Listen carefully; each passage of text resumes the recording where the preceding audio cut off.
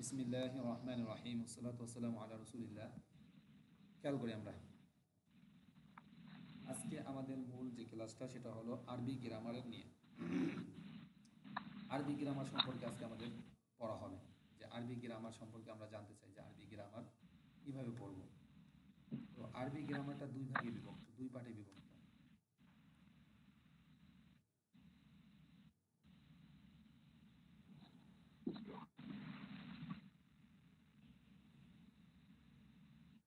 আমাদের আরবি গ্রামারটা দুই পার্টে বিভক্ত।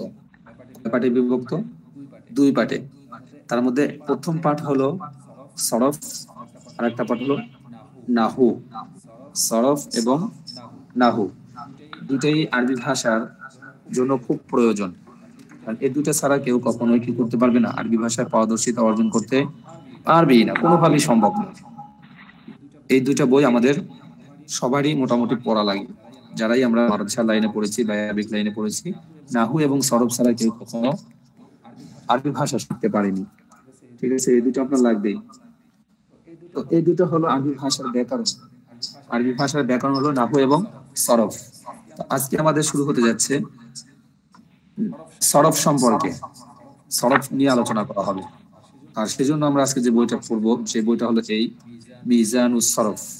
যদি এই বইটা বাংলা লেখা, কিন্তু এই বইটার মূল হলো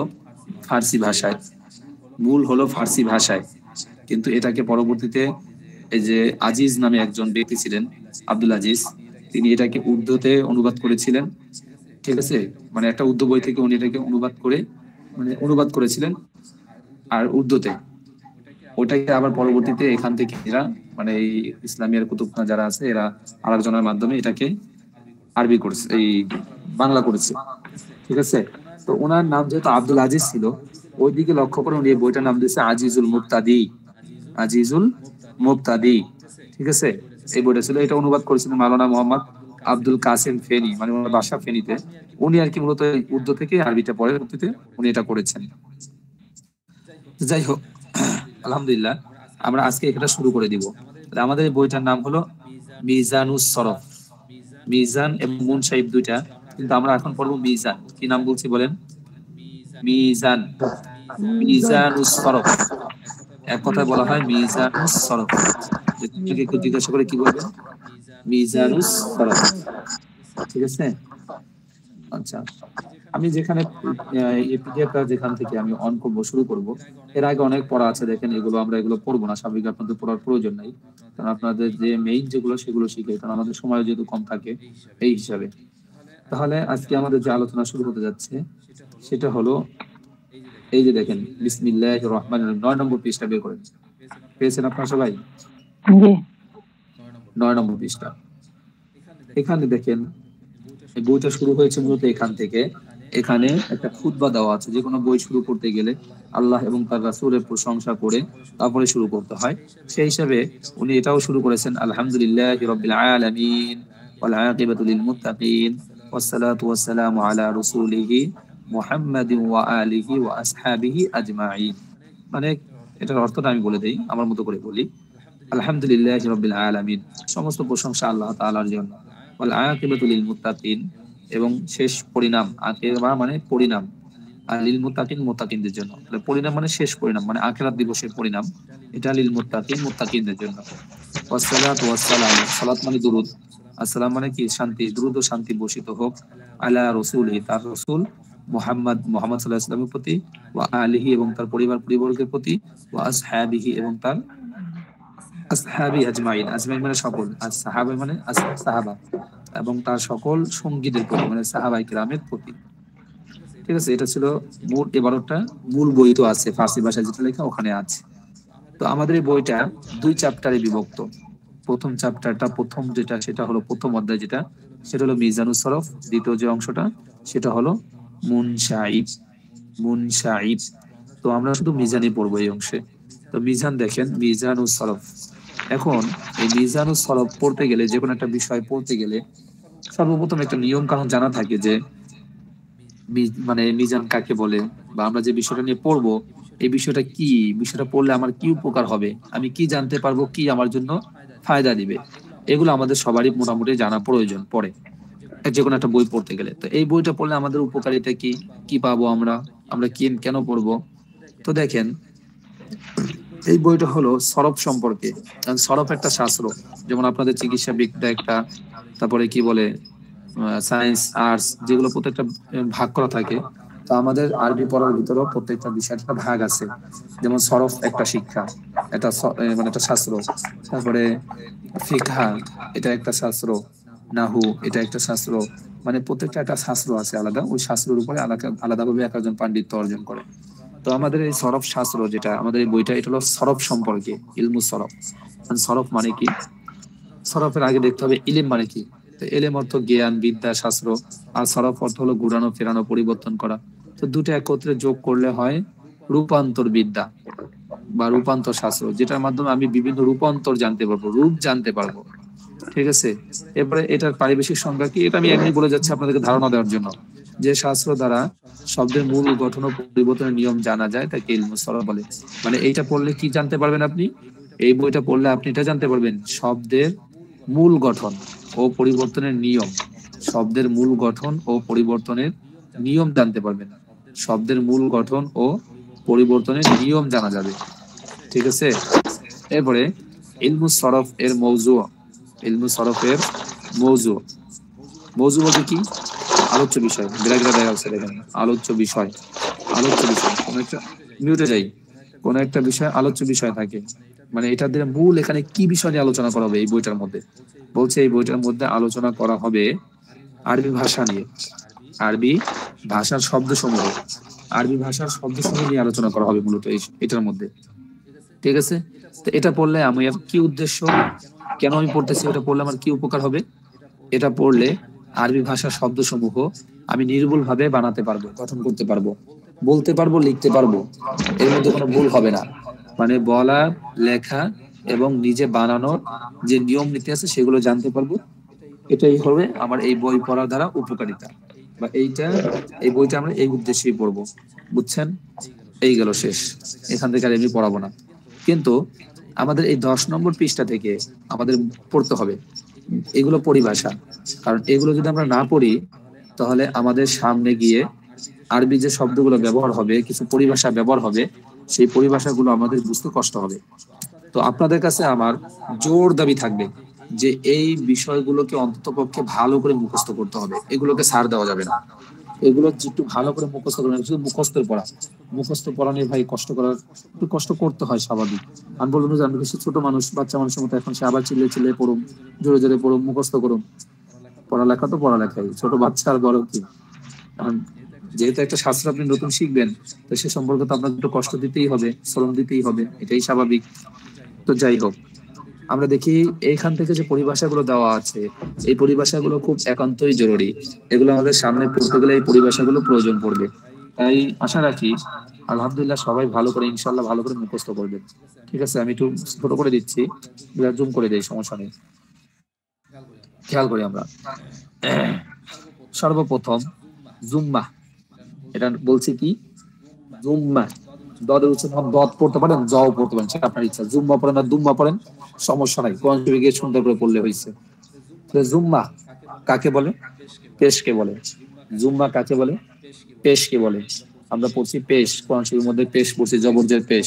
ওই পেশটাকে ফার্সিতে বা আরবিতে মধ্যে জুম্মা বলা হয়। কি বলা হয়? জুম্মা। এরপরে স্যার এটা দম্মা না? জি, হ্যাঁ, এটা দম্মা না? দুম্মা জুম্মা যেটাই পড়েন আপনি, সমস্যা নাই। এরপরে ফাতাহ। কি বলছি? ফাতাহ। ফাতাহ মানে জবর, জবরকে ফাতাহ বলে। আপনি যেগুলো পারেন, কিন্তু এই নামটা মুখস্থ করেন আর কি। জবর কি কি বলে আরবিতে বা ফার্সি ভাষায়? ফাতাহ বলে। কি বলে? ফাতহা। ফাতহা। ফাতাহ। ফাতাহ। স্যার আমি তো ফাতহা পড়েছি। বুঝিনি আপনার কথা আনিসা। স্যার আমি ফাতহা পড়েছি। ফাতহা, সমস্যা আমরা নেই। তাই পড়ছি ফাতহা। মা। ফাতাহ বা ফাতহা পড়েন, সমস্যা নেই। ফাতহা। হ্যাঁ, আপনার উচ্চারণটা মানে মেইন হলো আপনি এটা কি বুঝাইতে চাচ্ছেন এটা বুঝতে হয়েছে। ঠিক আছে। কাসরা। কি বলছি? কাসরা। কাসরা। জের, মানে জেরকে কাসরা বলে। জবর জের পেশ, তিনটা তিনটা নাম গেল। এতদিন ছাত্র আপনি জানতেন জবর জের পেশ, এটা আলাদা নাম আছে, দুম্মা, ফাতা, কাসরা। ঠিক আছে। এবার তানবিন, ছোটকালে পড়ছিলেন মনে হয় কোন সেই পড়ার সময়। তানবিন কাকে বলে? এগুলো আবার বাংলা লেখা আছে ব্র্যাকেটে, দেখেন আরবিতে উচ্চারণ বাংলা লেখা আছে। তানবিন দুই কাকে জবর বলে? দুই জের দুই পেশ।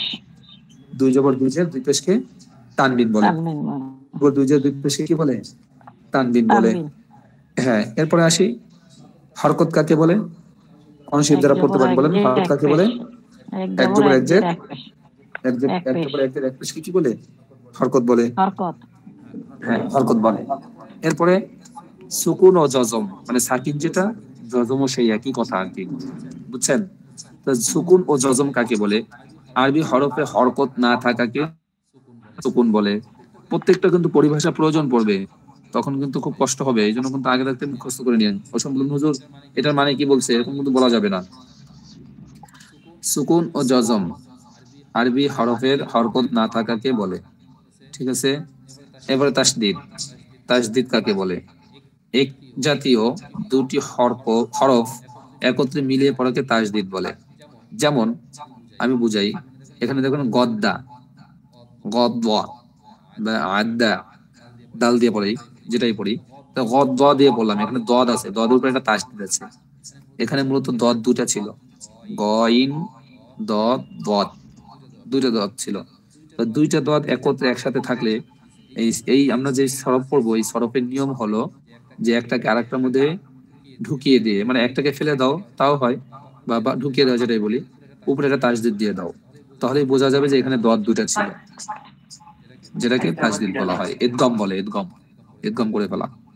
যাই হোক, তাহলে এক জাতীয় দুটি হরফ একত্রে মিলিয়ে পড়াকে তাসদিদ বলে। ঠিক আছে। এবার মাজমুম, ওই যে জুম্মা থেকে মাজমুম, মাজমুম কাকে বলে? পেশ বিশিষ্ট হরফকে, যেই হরফের উপরে পেশ হয় ওই হরফটাকেই মাজমুম বলা হয়। যে হরফের উপরে পেশ হয় ওই হরফটার নাম হলো মাজমুম। ঠিক আছে। এবার মাফতুহ কাকে বলে? জবর বিশিষ্ট হরফকে হরফ মাফতুহ হরফ বলে। হুজুর, হরফ দেওয়ার পরে ওই শব্দটাকে মাজমুম বলতে?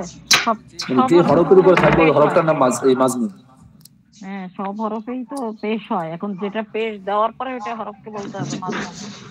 হ্যাঁ, ওটা দেওয়ার পরে পেশ, মানে পেশ দেওয়ার হুম পরে হুম। মাজমুম। হ্যাঁ। আচ্ছা, এবারে মাফতুহ, জবর বিশিষ্ট হরফকে মাফতুহ বলে। জবর বিশিষ্ট, যে হরফের উপর জবর থাকবে ওই হুম। হরফটা। এবারে মাকসুর, জের বিশিষ্ট হরফকে, যেটা নিচে জের থাকবে ওটাকে মাকসুর বলে। উচ্চারণ দেওয়া আছে লাল কালি দিয়ে, দেখেন। এবারে মুতাহারিক, মুতাহারিক উচ্চারণ দেওয়া আছে, দেখেন। এই যে হরকতযুক্ত দম্মা, হরফকে মুতাহারিক বলে। ফাথা, মানে কাসরা, এগুলোর সঙ্গে মিল হ্যাঁ, আছে, এই এটা হিসাবে যার উপর নাম থাকবে বলতেছে। ওই হ্যাঁ, হরফকে এটা বলা থেকে হয়। ফাইল হিসেবে এটা নাম হয়েছে। হ্যাঁ, হুম ওটাকে বলা হবে কি? মুতাহারিক, হরকতযুক্ত। হুম জবর জের পেশ যে হরফের উপর থাকবে ওই হরফের নাম হলো মুতাহারিক হরফ। ঠিক আছে। এরপরে সাকিন, যে হরফে হরকত থাকে না তাকে সাকিন বলে। জবর জের পেশ না থেকে ওই যে যে একটু মাছের কাটার মতো ভাঁজ দেওয়া থাকে না অনেক সময়, ওইটাকে বলা হয় সাকিন। মোসাদ্দাদ কাকে বলে? তাসদিদ যুক্ত হরফকে, যে হরফের উপরে তাসদিদ হয়। যেমন একটু আগে দেখালাম একটা, এই যে আদা, দদের উপরে তাসদিদ হয়েছে, ওই দটার নাম হলো মোসাদ্দাদ, ওই দদের নাম হলো মোসাদ্দাদ। আমি কোন দদের নাম তো দদ, ঠিক আছে, ওটা তো ওর নাম অনুযায়ী, কিন্তু এখানে যে পরিভাষা সেই পরিভাষা অনুযায়ী মুসাদ্দাদ। ঠিক আছে। হুম। এবার হরফে ইল্লাত, এইটা একান্তই প্রয়োজন। এটা এই যে হরফে ইল্লাত, এটা ভালো করে মুখস্থ করবেন। হরফে ইল্লাত তিনটি। কয়টি? তিনটি। হরফে ইল্লাত কয়টি? তিনটি। ওয়াও, আলিফ, ইয়া। ওয়াও, আলিফ, ইয়া। ওয়াও, আলিফ, ইয়া। ওয়াও, আলিফ, ইয়া। ওয়াও, আলিফ, ইয়া। আর এইগুলোকে একত্রে বলা হয় ওয়ায়, একত্রে বলা হয় ওয়ায়। ঠিক আছে। ওয়ায়, ওয়ায় যে বাচ্চারা কাঁদে না, ওয়ায় ওয়া, ওই যে ওয়ায় বলে আর কি। এখন এই হরফিল্লাত কেন বলা হয়? এরপরে দেখেন সিগা, এটা তো বাদ দেন, এটা বুঝবেন না, এটা দরকার নেই। সিগা ওটা পরে যদি এমনি মুখস্থ করেন সমস্যা নেই। এখন এই যে হরফে হরফিল্লাত যে ইল্লাতটা পড়লাম, কি? ইল্লাতটা বলেন হুজুর। হ্যাঁ, ইল্লাতটা কেন বলা হয়? এই যে ইল্লাত কেন এটা বলতেছে, দেখেন। ইল্লাত মানে রোগ, ব্যাধি।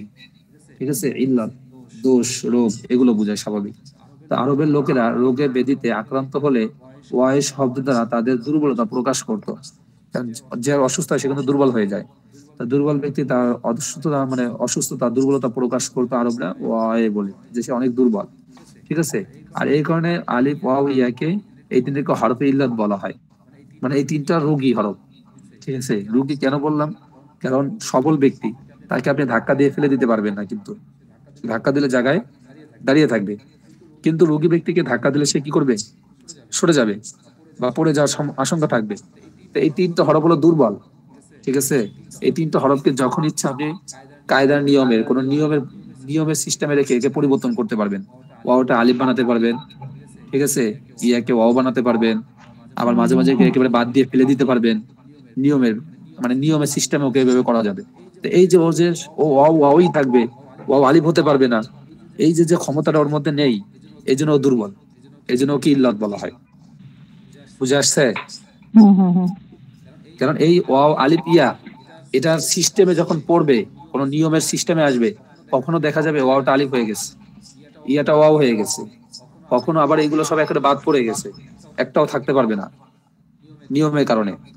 ও যদি সবল ব্যক্তি হতো নিয়মও ওকে ফেলে দিতে পারতো না, থেকে যেত। কিন্তু দুর্বল বিদায় নিয়ম আসার কারণে নিয়মের ঠেলাতে ও কি করছে? ধাক্কায় পড়ে গেছে, এই জন্য দুর্বল। তো দুর্বল ব্যক্তিকে যখন ধাক্কা দিলে পড়ে যায়, তো ও দুর্বল কেন পড়ে গেছে। বুঝে আসছে? এর থেকে সুন্দর করে কি বুঝাবো বলেন? এরপরে দেখি হরফে আসলি কাকে বলে, এটাও প্রয়োজন। হরফে আসলি, এই যে হরফে আসলি মূল অক্ষর পেয়েছেন, মূল অক্ষর, এটাকে হরফে আসলি বলে। হরফে আসলি বলে। হরফে আসলি কাকে বলে? ওই হরফকে বলে যা ওজন করার সময় ফা আইন অথবা লাম কালিমার স্থানে থাকে। এখন ফা কালিমা, আইন কালিমা, লাম কালিমা কাকে বলে এটা আমি পরে বুঝাচ্ছি। ঠিক আছে, যেটা বলবেন ফা আইন অথবা লাম কালিমার স্থানে থাকে, যেভাবে সেভাবে মুখস্থ করেন। হরফে জায়দা কাকে বলে? মানে অতিরিক্ত হরফ। জায়দা মানে অতিরিক্ত, হরফ মানে অক্ষর। অতিরিক্ত অক্ষর কাকে বলে? ওই হরফকে বলে যা ওজন করার সময় ফা আইন অথবা লাম কালিমার স্থানে থাকে না। ফা আইন লাম কালিমার স্থানে থাকে না, তাকে হরফে জায়েদা বলে। বুঝে আসছে? তো এই পর্যন্ত গেল এটা। এরপরে হরফে সগীর কাকে বলে? এটা মুখস্থ করেন, এটা আসতে দেরি আছে, তারপরে বলে মুখস্থ করে রাখতে তো সমস্যা নেই, বাংলা দেখে মুখস্থ করবেন। সরফে সগীর কাকে বলে? প্রত্যেক বহসের মূল শিকার গর্দানকে সরফে সগীর বলে। সরফে কবির কাকে বলে? কাবির। সরফে কাবির প্রত্যেক বহসের বিস্তারিত গর্দানকে সরফে কাবির বলে। এগুলো যখন প্র্যাকটিক্যালে আসবে তখন বলবো ও যে মুখস্থ করাইছিলাম সেটা হলো এই যে। এই জন্য এখন মুখস্থ করে রাখেন, যখন প্র্যাকটিক্যালে আসবে তখন বলবো ওই যে মুখস্থ করাইছিলাম সরফে সগীর কাকে বলে, সরফে কবির কাবির কাকে বলে, এই যে সেটা, তখন কিন্তু মনে রাখবেন। ঠিক আছে। এরপরে জামান।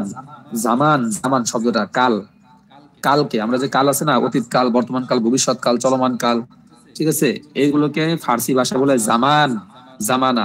আমরা অনেক সময় বলিও জামানা আগের মতো নাই, জামানা পাল্টে গেছে, তোমার জামানা আমার জামানা এক না। এই যে আমরা কথা অনেক সময় বলি আমাদের দাদাদেরকে বা অনেক পুরাতন বয়স যা আছে, তোমাদের জামানা এগুলো ছিল। ওই জামানা মানে কাল। ঠিক আছে, কাল তিনটি: অতীতকাল, বর্তমান, ভবিষ্যৎ। অতীত, বর্তমান, ভবিষ্যৎ। এরপরে মু'রাব। মু'রাব যে শব্দের শেষের হরফ বা হরকত পরিবর্তন হয় তাকে মু'রাব বলে। যেমন আমি বলি খালিদুন, একটা শব্দ, তো খালিদুনের শেষে কি হয়েছে? এখন দুই পেশ। আবার কখনো খালিদান হয়, আবার কখনো খালিদিন হয়। এই যে যে পরিবর্তনটা ঘটে, এই পরিবর্তন ঘটার কারণে এটার নাম হলো মু'রাব। ঠিক আছে। আর যদি পরিবর্তন না ঘটে, ও খালিদুন সর্বদা খালিদুনই থাকবে। তাই যতই ওর আগে শুরুতে যত নিয়ম কানুন থাকুক না কেন, ও খালিদুনই থাকবে, তাহলে সেটার নাম মবনি। এই দ্বিতীয়, এই পরেরটা মবনি, যে শব্দের শেষ হরফ বা হরকত পরিবর্তন হয় না তাকে মবনি বলে। ঠিক আছে। তো এই পরিভাষাগুলো আজকে যেগুলো বললাম আপনাদেরকে, এটা কিন্তু আমাদের সামনে যখনই আমরা পড়বো প্রায় পৃষ্ঠায় দুই একবার করে প্রয়োজন পড়তে পারে, পড়তে পারে না, প্রয়োজন পড়বে। তখন কিন্তু আমি আরবি যে শব্দগুলো এখন উচ্চারণ করে পড়লাম, আমি কিন্তু এগুলো বলবো, এগুলো বাংলা বলতে যাব না। এবং এগুলো বাংলা বললে আপনার কাছে পড়াটা ভালোও লাগবে না, শুনতে বেমানান শোনা যাবে, খারাপ শোনা যাবে। বুঝে আসছে? এই জন্য এগুলোকে ভালো করে মুখস্থ করতে হবে, যেন ওখানে গিয়ে আপনাদের কাছে আটকে না যায়। এবং আমি যখন এই পরিভাষাগুলো ইউজ করব, তখন যেন আপনার বুঝতে অসুবিধা না হয়। এখন আপনার একটু কাজ কি, একটু কাজ হলো এই পড়াগুলো মুখস্থ করে নেওয়া। এখন বলবেন হুজুর এগুলো কি মুখস্থ কত সময় বসে করবো? বেশি সময় লাগবে না, একটু পড়ে দেখেন। আর মুখস্থ করার নিয়ম আপনার জানেন কি? জানি না, আল্লাহ মাহবুব ভালো জানে। নিয়ম হলো আপনি দেখে দেখে 10 বার পড়বেন, একটাকে বারবার দেখে দেখে 10 বার করে 10 বার করে সবগুলো দেখে দেখে পড়বেন। যখন সবগুলো দেখে দেখে 10-12 বার করে পড়া হয়ে যাবে, দেখুন অটোমেটিকলি আপনার মধ্যে তখন মুখস্থের মতো হয়ে গেছে, আপনাকে আর আলাদা করে মুখস্থ করা লাগবে না। এই জন্য দেখে দেখে বারবার পড়তে হবে। এটা গেল একটা। এরপরে আর একটু দিব সামনে, আর একটু দিব। না হুজুর, আর দিয়েন না। জি হুজুর। মানে আর একটু যদি দিতাম তাহলে এই দুইটা পড়া ছিল, দুইটা পড়া দিতাম, এটা আর কি। আচ্ছা একটা পড়া বলি, শুনেন। পড়া নিয়ে না নেন একটু শুনেন, সেটা বলেন। আমরা যে ছোটকালে পড়ছিলাম ধ্বনি, ইংলিশে কি বলে এটাকে? সাউন্ড। সাউন্ড। যাই হোক, আমরা ধ্বনি পড়ছিলাম ছোটকালে গ্রামে যখন আমরা পড়তাম। আমি পড়ছিলাম মনে হয় কখন 3-তে না 4-এ, তখন যে আমাদের ব্যাকরণ ছিল নাকি এই জন্য ছিল, ওই বইতে ভিতরে পড়ছিলাম। ওখানে ধ্বনি লেখা, ওই ধ্বনিটাকে আরবিতে বলা হয় লবজ। লবজুন, লবজুন, জর উপর 2 পেশ দিয়ে পড়েন। আর বাংলা মতো বলে লবস, কি লফা, লফ জ, লবস। আমাদের আবার বাংলা বলতে গেলে আরবির সাথে মিলা যায়, এই জন্য সমস্যা হয়। আচ্ছা লবজুন, লবস, ঠিক আছে। এই লবস ধ্বনি, লবসের অর্থ হলো কি ধ্বনি। ধ্বনি কি? মানুষের মুখ থেকে যে আওয়াজ বের হয় তাকে ধ্বনি বলে। এগুলো ছোটবেলায় পড়ছেন সবাই কম বেশি, যারা স্কুলে পড়ছেন, ঠিক আছে। লবস মানে মানুষের মুখ থেকে যে আওয়াজ বের হয় তাকে ধ্বনি বলে, ওটাকে আরবিতে বলবেন লবস বলে, একই কথা। এখন এই ধ্বনি দুই প্রকার। আমরা যে বলি, আমরা যে কথাগুলো বলি, আমাদের সব কথা কিন্তু মিনিং আছে এমন না, অনেক কথা আছে মিনিং নেই, ঠিক আছে। তো যেই কথার মিনিং আছে, যে কথার অর্থ আছে, ওটা হলো লফজে এই যে মাউজু, ওটাকে লফজে মাউজু বলে। মাউদুউন, মাউদুউন, মাউদুউন, মাউদু বলে, ঠিক আছে। আর যেই কথার মিনিং নাই তাকে লফজে মুহমাল, মুহমালুন। আর বাংলা মতো বলে মুহমাল, মুহমাল, একত্রে মুহমাল, মুহমাল বলা হয়।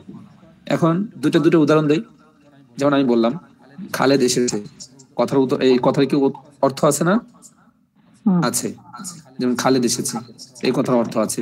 তাহলে এটা হলো এই যে নিচেটা, এই যে তাহলে তাকে মাউদু বলে, মাউদু বলা হয়, ঠিক আছে। মাউদুউন। আর যেটা অর্থ নাই, যেমন বলি ভাত টাত, কাপড় চোপড়। আচ্ছা চোপড়ের কি অর্থ আছে? কাপড়ের না অর্থ আছে? ভাত টাট, টাটের কি অর্থ আছে? নাই। তো এই যে আমরা যে কথাগুলো বললাম, কাপড় চোপড়, ভাত টাট, এই যে টাট বললাম, খাওয়া দাওয়া, দাওয়ার তো কোনো অর্থ নাই, খাওয়ার না একটা অর্থ আছে, বুঝলাম। এই যে আমরা যে কথাগুলো বলি বিল দেওয়ার সময় অনেক সময় কিন্তু অর্থ নাই, ওইটাকে বলা হয় লফজে মুহমাল। মুহমাল মানে অনর্থক, যেটা কাজে না, অকাজের, ঠিক আছে, ওটাকে মুহমাল বলা হয়। তাহলে লফজ মানুষের মুখ থেকে যেটা বের হয়, যে ধ্বনি আওয়াজ যে বের হয়, এটাকে ধ্বনি বলে বা লফজ বলে আরবিতে। এটা আবার দুই প্রকার। যদি অর্থহীন হয়, অর্থাৎ যার মধ্যে অর্থ নাই, তাহলে সেটা মুহমাল মানে অনর্থক, মুহমাল, মুহমাল। আর যদি অর্থবোধক হয়, মানে অর্থ দেয়, তাহলে তাকে মওদু বলে। এই যে উদাহরণ দিয়েছে দেখেন, যে অর্থ নাই, যেমন আফলুন, লাজরুন, এগুলো কোনো অর্থ নাই, কিন্তু অর্থ আছে।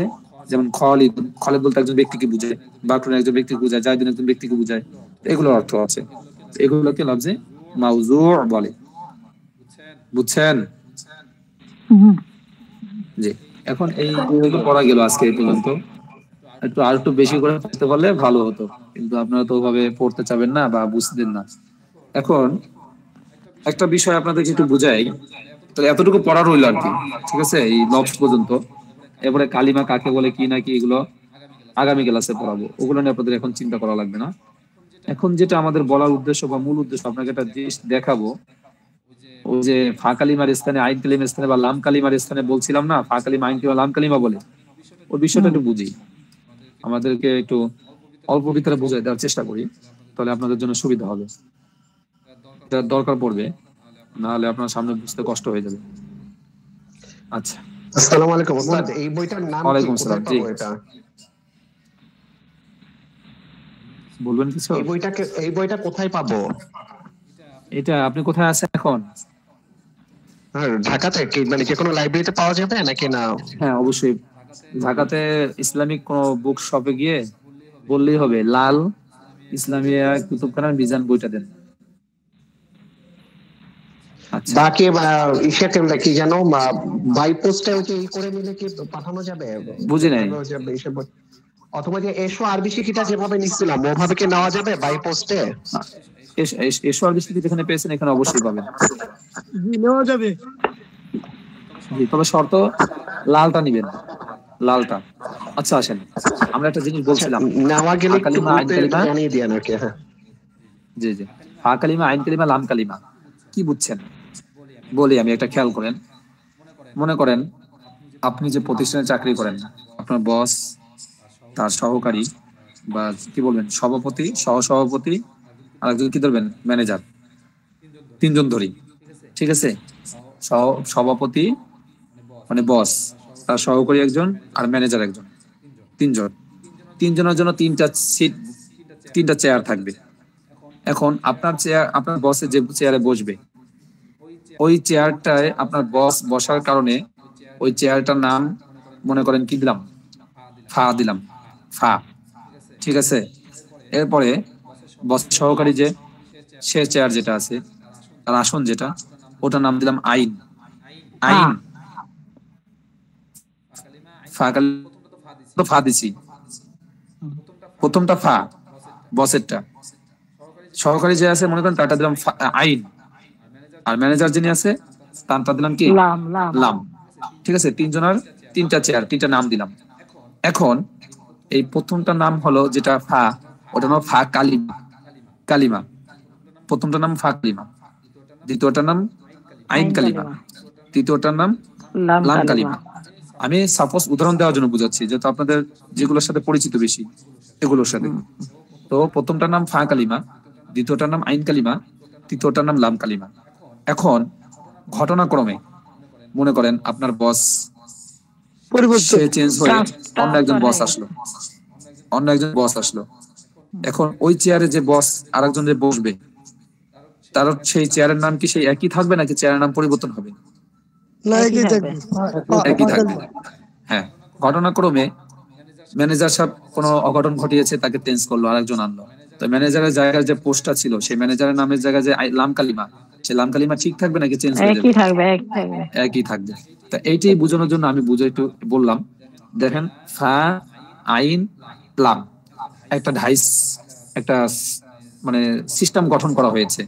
মনে করেন জগ কোম্পানি যখন জগ বানায়, সে কি প্রত্যেকটা জগের জন্য আলাদা কোনো সার্চ তৈরি করে, নাকি একটা জগের সার্চ আলাদা সে তৈরি করে নিয়েছে আগে? তার কাছে একটা লোহার একটা সার্চ আগে আছে, ওটার ভিতরে সে মশলা মেডিসিন এইগুলো দিয়ে আগুন দেয়, যার কারণে সেই প্লাস্টিকটা গলে তারপর ওটা কি হয় একটা জগে তৈরি হয়ে যায়। কিন্তু সবগুলো জগই তো ওই একটা সার্চের মধ্যে থেকেই তো আসতেছে, একটা সার্চ থেকে প্রায় 100 জগ তৈরি করতেছে বিভিন্ন কালারের। হ্যাঁ, বিভিন্ন কালারের, কিন্তু ওই সার্চটা ঠিকই আছে। তো ওরকম একটা সার্চ তৈরি করা হয়েছে ফা দিয়ে আইন দিয়ে লাম দিয়ে, ফা দিয়ে আইন দিয়ে লাম, এই তিনটা অক্ষরের সমন্বয়ে একটা সার্চ তৈরি করা হলো, একটা ঢাইস তৈরি করা হলো, ঠিক আছে? এখন এই ফা এর স্থানে যেটা থাকবে ওটার নাম ফা কালিমা, আইনের স্থানে যেটা থাকবে ওটার নাম আইন কালিমা, লামের স্থানে যেটা থাকবে লাম কালিমা। এখন এখানে যেহেতু ঘটনাক্রমে ফায়ের জায়গায় ফাই আছে, এই জন্য ফা কালিমা, আইনের জায়গায় আইন কালিমা, লামের জায়গায় লাম কালিমা। এখন এটা বুঝছেন সহজে, কিন্তু পরে এর পরবর্তী যেটা আসলে সেটা আর বুঝলেন না, এমন কিন্তু হবে না। ওইটার জন্য কিন্তু আমি উদাহরণটা দিয়েছি। যেমন দেখেন ফা আইন লাম, এটার বরাবর যদি এই ত লাম বা রাখি, তাহলে ফায়ের স্থানে কি থাকে? ত। ফায়ের স্থানে কি থাকে? ত। এই তটা নাম ফা কালিমা। ওখানে ফা ছিল বিধায় ফা কালিমা বলছেন, কিন্তু এখানে তো ফা নাই, এখানে কি আছে? ত। এই তটার নাম ফা কালিমা। তটার নাম কি কালিমা? পাকালিমা। ফা কালিমা। এরপরে আইনের স্থানে লাম 2 নম্বরে এখানে কি হবে? লাম লাম। লাম লাম। এখন এটাকে লাম আছে বিধা লাম কালিমা বলবেন না, বলা যাবে না, কারণ এর স্থানটার নাম কি ছিল, নির্ধারণ কি হয়ে গেছে? আইন কালেমা আইন আইন কালেমা কালিমা। সুতরাং এই স্থানের নামটা যেহেতু নির্ধারণ হয়ে গেছে, এটার নাম আইন কালিমা। লাম থাকলেও লাম কালিমা বলা যাবে না, কারণ লাম কালিমা শেষে থাকে। পরে লাম, ফা আইন গেল, লাম, লামের বাদ স্থানে যাবে লাম বসায় কি হবে? কলা বা। বাদ। বা বা। কলাম সুতরাং এখন এই বাটা হলো লাম কালিমা। হুম বাটা কি কালিমা? লাম লাম কালিমা। কালিমা।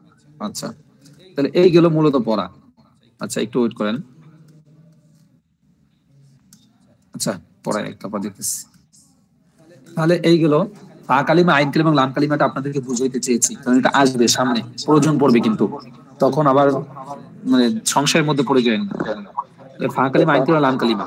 এই যে দেখেন ফা আলা, মিল দেন, ত লা বা, ফা আলা, দ র বা, মিলে? মিলার তো কথা। আমিয়া কারুমা। হ্যাঁ, ফা আলা নাসারা, মিলটা দিবেন জবর জেরের দিক দিয়ে, যে জবর জের দেখেন তিনটার উপরে জবর, এই যেখানে যেগুলো আছে সবগুলোর উপরে জবর। ফা আলা জবর, তলা বা জবর, ফা আলা দরাবা, ফা আলা নাসারা, মিলছে? হুম এটা বুঝে, এইটাই মূলত এখন বুঝাইলাম যে ফা কালিমা, আইন কালিমা এবং লাম কালিমা কাকে বলে। ঠিক আছে, আমাদের পড়া কিন্তু অনেক পড়া, এই বইটা অনেক পড়া, তো আমাদের পড়া কিন্তু একটু আগাতে হবে। তো যেদিন যে পড়াগুলো মুখস্থ দেওয়া হবে, একটু অনুগ্রহ করে আপনাদের কাছে রিকোয়েস্ট করে বলতেছি যে পড়াগুলো মুখস্থ করতে হবে, কারণ এই পড়া ছাড়া কিন্তু আমাদের সামনে বোঝাটা কষ্ট হয়ে যাবে এই বইটা। আর এই বইটা যেহেতু ব্যাকরণ, সব ব্যাকরণ একটু স্বাভাবিক একটু হার্ড থাকে, কিন্তু আলহামদুলিল্লাহ আমি চেষ্টা করবো আপনাদের সামনে সহজভাবে উপস্থাপন করার জন্য। ঠিক আছে, একটু সময় লাগবে অবশ্য, কিন্তু সহজভাবে করব, আপনারা একটু মনোযোগী হবেন। আজকের পড়ার অবস্থা দেখে যদি এখন থেকে চান যদি বলে এগুলো আমি বুঝতাম না, আমার দ্বারা এগুলো সম্ভব না, তাহলে এটা কিন্তু একটা বোকামি হবে। কারণ যে কোনো একটা শাস্ত্র, যে কোনো একটা বিষয় আপনার প্রথমে সময় দিতে হবে, একটু বোঝার জন্য তো 2-1 দিন সময় লাগে। হুট করে এসে জুড়ে বসলে তো আর বোঝা যায় না। একটা জিনিসকে বুঝতে হলে, ভাষাগুলো কথাগুলো বুঝতে হলে একটু সময় দিতে হয়, সময় দিয়ে দিয়ে তারপর বুঝতে হবে। এই আরবি ব্যাকরণের আজকে আপনাদের প্রথম দিন শুরু হয়ে গেল। আশা করি ধৈর্যের সাথে লেগে থেকে ধৈর্যের পরিচয় দিবেন ইনশাআল্লাহ। মান সাবারা ফাজা, ফাজা মান সাবারা, সফল কাম ওই ব্যক্তি যে ধৈর্য ধরে। ঠিক আছে, তো ধৈর্য উস্তাদ, ধরে সফলতার পরিচয় দিবেন। উস্তাদ, জি, এখন যদি আমাদের সাথে কেউ জয়েন হতে চায়, জয়েন হ্যাঁ। করে